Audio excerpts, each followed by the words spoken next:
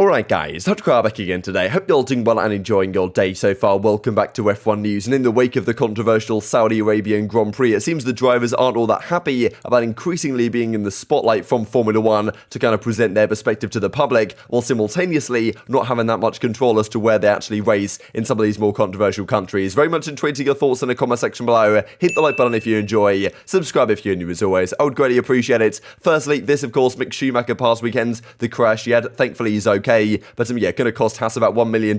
Not ideal at all, given the whole cost cap coming into play this year. It's going to affect a lot of teams' rides, and well, Haas obviously not off to the greatest start, but they believe they can bounce back in good form for Melbourne here in just a couple of weekends' time. Another team, of course, that struggled this weekend was none other than Mercedes. This apparently after the race, Hamilton says another tough day in the office. Thank you so much for trying. Bono goes, yeah, hopefully not too many more bad days like this, Lewis. So I guess, look, they've got something in the works. I'm sure they've got confidence that whatever upgrades they're going to bring in from supposedly Imola are going to, help the porpoising issue. The George Russell says are causing 99% of their problems right now, but are still, even on just raw pace, raw engine power, doesn't seem like they're quite going to be close enough to Red Bull and Ferrari. But who knows what this car's capable of. We know it's the third best car on the grid, at least in the hands of George Russell this past weekend. Hamilton's setup and performance obviously in qualifying put him in a very tough spot for the race, but still could have probably got a better result with, the way the safety cars all played out, and maybe some decision making on either of their fronts. Of course, speaking of Mercedes, former teammate from Hamilton the previous few seasons has been none other than Valtteri Bottas. Now he's here for an Alfa Romeo, and he was certainly letting his thoughts be known on this topic, right? The idea that, yes, they're in Saudi Arabia. A very controversial race, of course. It was on Friday night after practice when the explosion went off nearby. The drivers were in the, the room until 2, 3 in the morning debating, and supposedly at one point come to the decision they decided not to race this weekend. They didn't feel like the safety was where it needed to be. They then got talked to by the team principals, by the F1 guys, by local government officials who said, look, we can guarantee that safety. Of course, as it turned out, the weekend went okay in the end, and there was no further issues, which of course is what we want to see, but whether they could 100% guarantee that safety, guess that's another question mark. But of course, look, as a result of this, there's been a fair bit of talk about it. Are we ever going to go back to Saudi Arabia? That certainly is the intention, to my understanding. They still certainly want to go back there. That's the idea. The money obviously talks at the end of the day, and also F1, I guess, feel like they can, bring a positive message and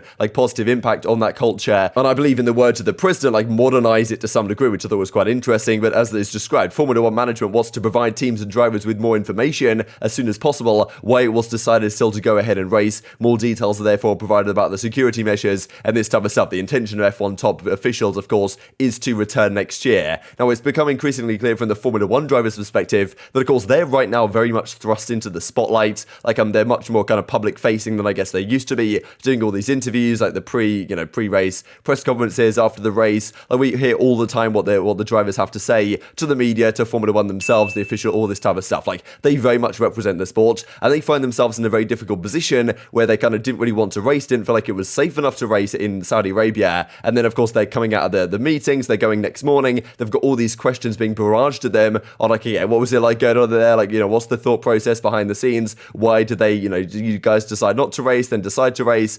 All these type of questions that, they don't want to be dealing with, right, in these kind of more controversial countries. Of course, we're not going to Russia anymore. For Saudi Arabia, you could argue they're kind of in a state of war with these Yemen rebels, right? So, strange situation. But the drivers, understandably, want to be way more integrated into these discussions onto where the sport actually goes to race. Because, they're not going to be happy dealing with this going forwards. And of course, the concern about safety and all these type of issues is also understandable. If F1's just going to decide we're going to go and race there, like Hamilton said before, the likes of, look, we don't get to decide where we race. We can only try and make a positive impact when we do arrive. That's what Sky effectively say in this article, saying that a number of drivers feel like they are playing an ever more prominent role as the face of the sport and carrying the brand's message to the public. Drivers have recently had to answer awkward questions, right, about the cancellation of the Russian Grand Prix, Saudi Arabia's human rights record, all this type of stuff as well. Hamilton, of course, has made it clear, right, we're duty bound to try and do what we can while we're in these countries, and F1 has obviously made driver engagement with the audience a much more integral part of its plans than it has been in the past. Now, Bottas kind of expands on this a little more, actually, about the fact that, the Saudi Arabian Grand Prix did go ahead as planned, saying that, that drivers' meeting did go on very late. Of course, we saw that, and in some places, you don't need to have that discussion, right? Quite interesting that in countries where there aren't missiles going off 6 miles from the track, this isn't really something you have to be talking about, right? And honestly, if it was in a country that wasn't Saudi Arabia, if it was in the US or a European country and a missile goes off 6 miles away, I can't imagine you're going to be racing there that weekend. But, it's an interesting one.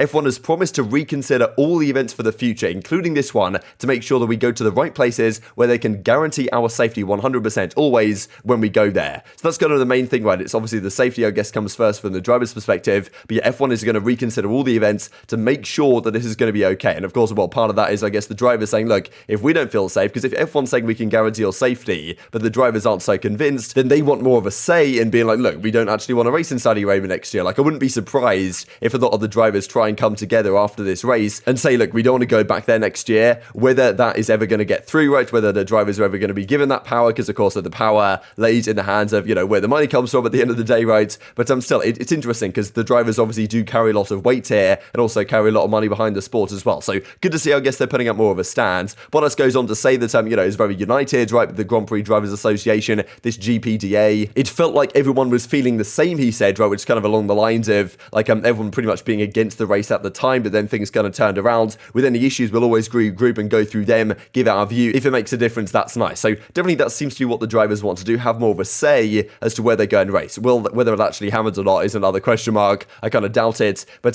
still, I guess it's good that they're at least making a stand. It's good to see them united on an issue like this, because they certainly need to be if they want to have any leverage at all over F1 and what they decide to do going forward. Just wanted to follow up on this as well, because lots of talk, we talked, of course, about DRS yesterday and how strong it is so far this year. Of course, look, the slipstream isn't so strong as it was before, but DRS, if anything, that makes it even stronger. And we've seen an awful lot, right, of back and forth where one driver goes past on one straight, the next driver goes past on the next straight, like not just between Leclerc and Verstappen in the first few races, but other drivers were getting involved as well. There has been some talk actually from Christian Horner, what he thinks about the situation. I'll leave all these articles linked for you guys down below, but where he describes it as a game of cat and mouse, right, that was going on between the drivers, breaking before that detection zone so you get it on the next straight. And of course, the detection zones have stayed in the same place as they have for previous years. And arguably the reason why, for example, at turn 27 at Saudi Arabia, right, on the Jeddah track, it's before the corner. What that means is the drivers coming in have an incentive both to slow down so that the other driver crosses the line first, therefore the driver behind gets the DRS down the straight and can re-overtake. That's what Leclerc's done pretty effectively so far. Other drivers have figured that out as well. It does create complications though, because if you're, let's say you're in third place, the two drivers up front, one's just overtaken with DRS, they're heading into that final corner, like, if they're both slowing down erratically to try and make sure, like, both as Leclerc and Verstappen did, both locking up with the intention of slowing down enough, like, the driver behind them doesn't know how to predict their movements, like, it's all kind of chaos. What would be the ideal place, I guess, would just to have the detection zone round the corner, so it's right before the straight. I guess the reason why they didn't do that in the past was because it was so difficult to follow through the corners that it made more sense to kind of have it before the corner so that the driver behind could catch up in the previous sector with the slipstream, therefore get to within a second before the corner, maybe lose some time in the corner, but then still get DRS down the straight. Now you can follow closer, it's maybe no longer necessary to have those DRS detection zones so early. That's kind of what Horner's getting at. He said they should look at where it is going forwards. Toto Wolff says that it adds an entertainment factor. I think the car's delivered on what F1 hoped. Great overtaken, DRS is powerful, but it provides a great show now. Entertaining to watch, definitely true. Could it be dangerous to some potential drivers on track behind guys having a battle like this? That's another question mark as well. And,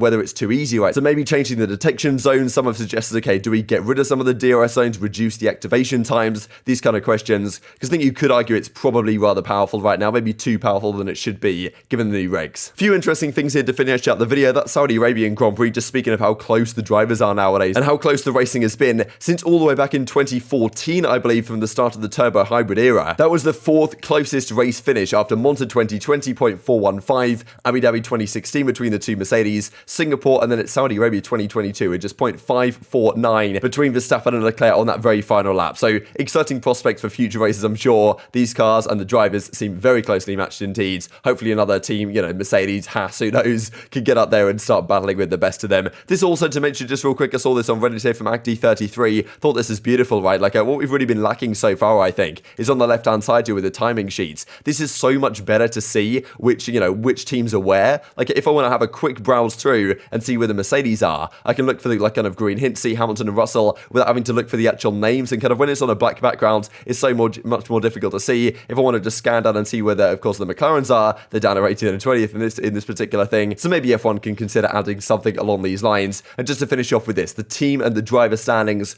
coming out to the Saudi Arabian Grand Prix. Mercedes just about hanging on to second place, but Red Bull very fast catching them indeed after, of course, the DNFs in Bahrain and now some better performances here in Saudi Arabia. Haas on 12, they arguably could have done better. Aston Martin, Williams still pointless, of course. It was Norris who picked up some good points in Jeddah. and then the driver's standings look like this. So Leclerc and Sainz leading the way, Verstappen right behind them, and I'm pretty sure this is Hamilton's worst start, at least of the turbo hybrid era. But very much into your thoughts on all this stuff in the comment section below. Hit the like button if you enjoyed, subscribe if you're new as always, take care of yourselves, and I will see you next time.